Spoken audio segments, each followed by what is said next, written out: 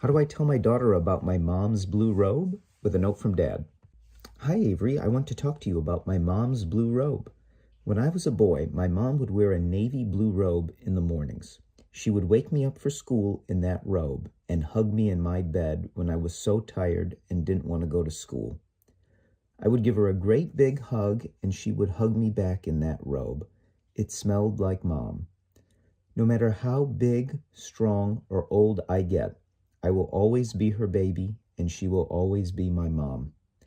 That same loving mom that would hug me and squeeze me as a little boy. We are both older now, and I have been blessed with a baby of my own. It's important to me to remember these memories, feel these memories in my heart, and share these memories with you. I hope my notes help you remember great memories we've shared and remind you to enjoy the things which matter the most in life. The family who loves you and cares for you. I love you. Love, Dad. So this note was about my mom's blue robe, and she had this robe for probably, I don't know, maybe like 15 years. It was so old.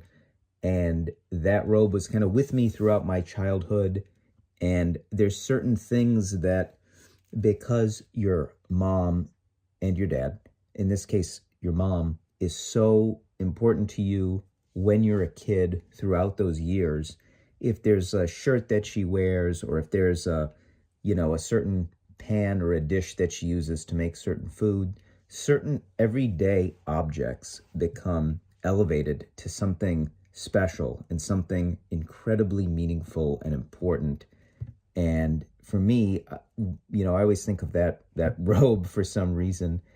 And I just can always remember, and even, when I'm an old man, I can always think of my mom in that robe, and those memories they'll never go away. And I wanted to share that with my daughter that, we're making our own memories now.